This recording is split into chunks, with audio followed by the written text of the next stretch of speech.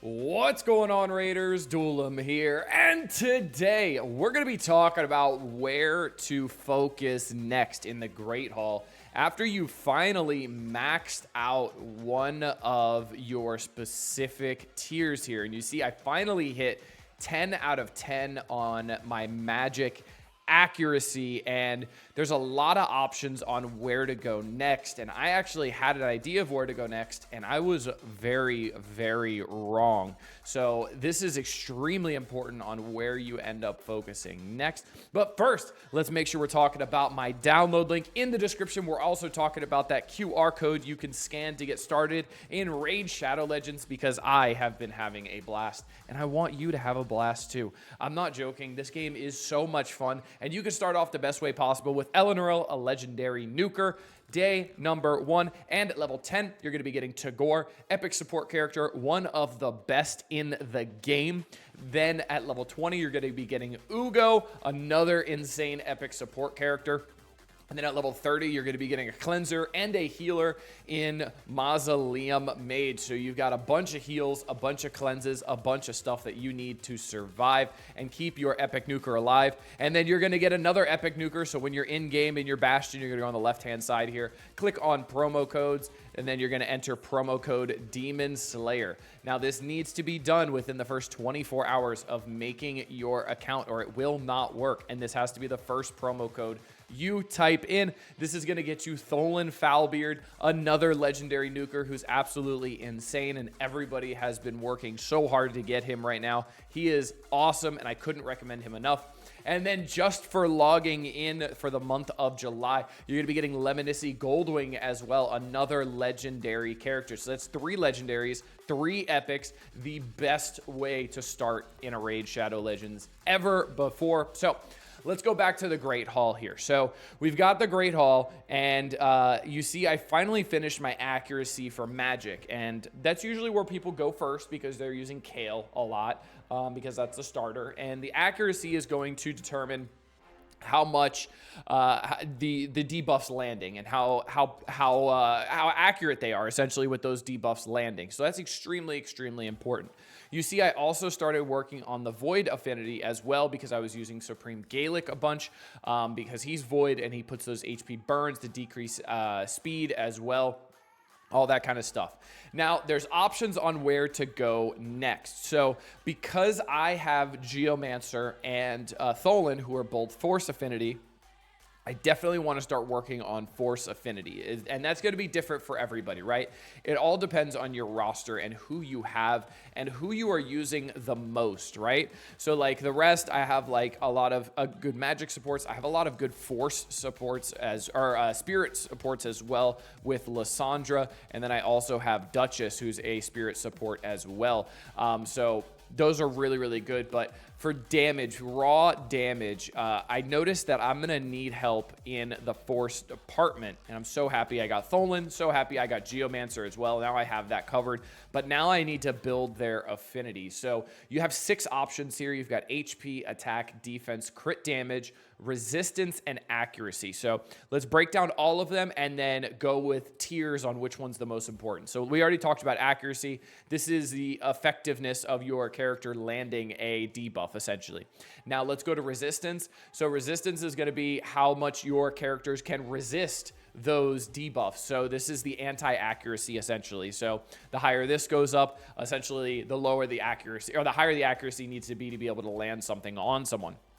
Next, crit damage, pretty self-explanatory, just pretty much percent crit damage. So you see it goes all the way up to 25% here, which is a lot. Like that's a lot. That's like 1/3 of a legendary gauntlet with, or like almost half of a legendary gauntlet at level 16, a 6-star legendary gauntlet. So that's really good to work your way up. Next is defense. So this is going to be percent defense as well. It goes all the way up to 20%.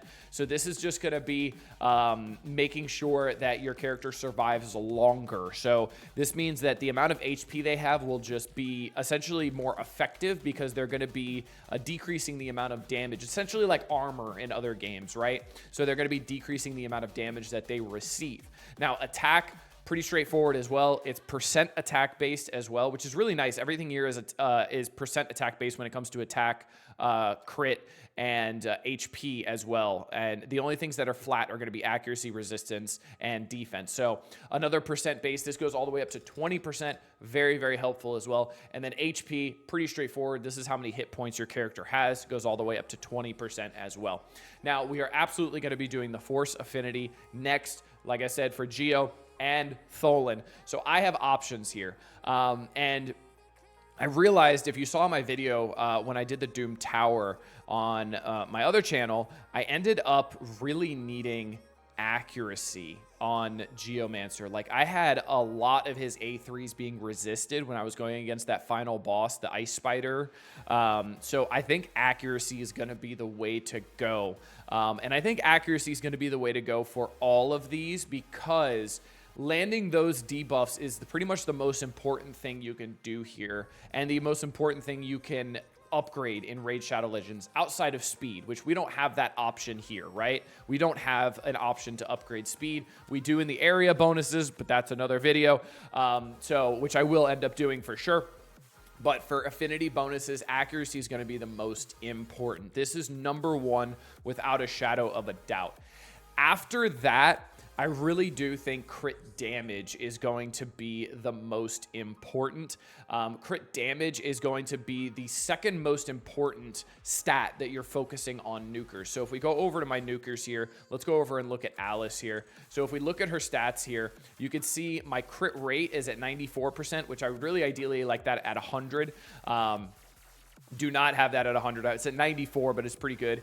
And then my crit damage is at 184%. So getting that as high as possible is absolutely paramount to getting a character stronger. So let's look at Tholen as well, who's got a pretty good build on him as well. So you see he's at 99% crit rate, near perfect. And then he's got 201% crit damage. So that crit damage is just augmenting the damage that is coming from all of those critical strikes. So if I had another 25% here, you'd be at 226% damage, which is absolutely awesome. So that is the goal, is getting that as high as possible. So crit damage is definitely going to be next. And again, it depends on who you have, on which affinity you should work on next. It depends on what your roster looks like, because that's the beauty of Raid. Everybody's roster looks completely different, and I love that. All right, next up, I really think it depends, again, on the character, right?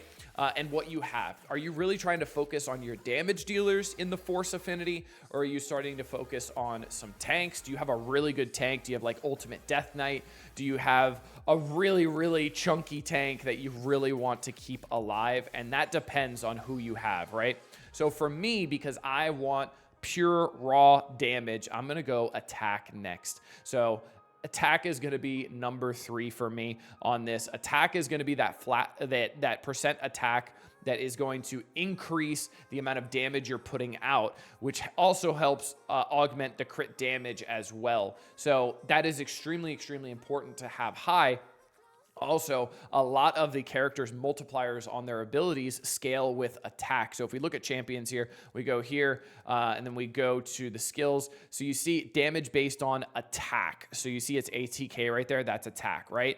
And then the A2, attack. The A3, attack. Now, if we look at like Elva, I'm trying to find somebody that's not based on attack, because there's some that are based on HP, right? Like here, let's go to Ishiyama. I can't remember where Ishiyama was part of. Was he Shadowkin, I think?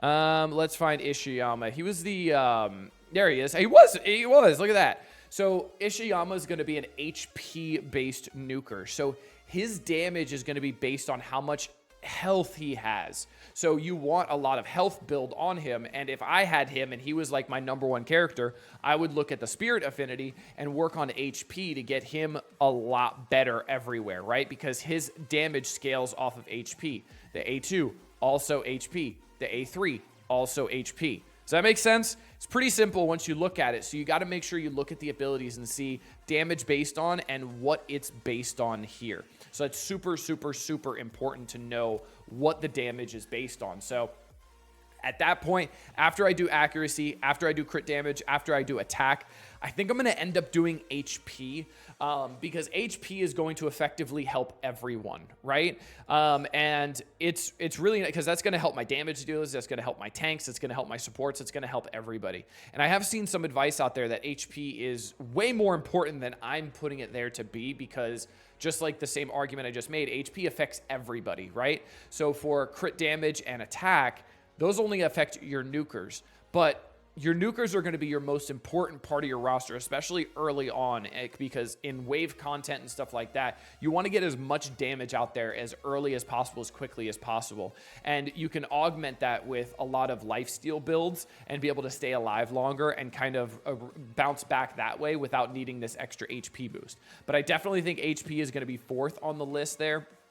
And again, it kind of depends on who you have. If you have Ishiyama and he's your best character, HP might be the way to go second after accuracy, because he's getting all of that damage based off of HP, right? And then after that, between defense and resistance, I'm going to do flat defense. I'm going to do the defense instead, because I think defense is going to be the way to go, because again, that helps all characters, and that's going to make it so everybody's a little bit tankier, stays alive a little bit longer. And then last is going to be resistance.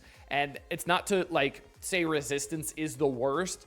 It's just the worst of these options, unfortunately. But it is still very good, because obviously a lot of people are going to have a lot of accuracy. And if you are in any sort of PvE content and you're able to resist something that the bosses are putting on you, that people are putting on you, then this is amazing. So if you're resisting the poisons in Spider, you'll never die, right? Because that's the only thing that really kills people in Spider is going to be the poisons. So resistance is very important, but I think it's the least important out of these. So I'm going to start focusing on accuracy here, and I'm going to start ranking this up. And what's really nice about this is in the early ranks, it can take bronze medals, silver medals, or gold medals. And what's really nice is if you don't have any bronze, you don't have any silver medals from Arena, it just scales it down. It prorates it. So it makes it a lot cheaper if you have the gold medals, because it doesn't make it like, hey, you need 150 bronze. That means you need 150 silver. No, it actually prorates it, which is really nice.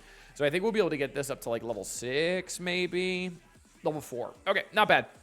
And we're almost there. We could probably get up to level 5 in 2 or 3 arena battles, so not too bad, because I'm getting four of these per arena battle. So continuing to work on force, I'm going to do accuracy, and then I'm going to do crit damage to help out Tholen a bunch, and then we'll go to attack, HP, defense, then resistance. And I don't know if I'm going to go in that order all on force, right? So I'm probably going to do accuracy on force, and then if I need accuracy for any spirit affinities, I'll do accuracy. But right now, my only two are going to be, here, let's go to champions over here, and then my only two really spirit affinities that I use are going to be Duchess and Lysandra. Now, Lysandra does need accuracy to be better, right? Because Lysandra does have 2 things that she needs accuracy for. Her A2, actually, her whole entire kit needs accuracy. Her A1, because it transfers all debuffs from this champion to the target. So transferring all of those poisons, anything like that, that does need accuracy.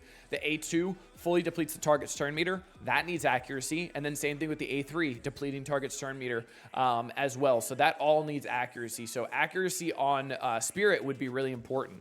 Now for Duchess, accuracy don't really need, right? Because I'm not removing any debuffs. I'm just putting on debuffs on my allies. And then the A1, again, putting a buff on my ally. And then the A3, again, putting buffs on my allies, healing. I don't really need anything accuracy-wise for her, so not really needed. But accuracy will be pretty good on Cupidus, right?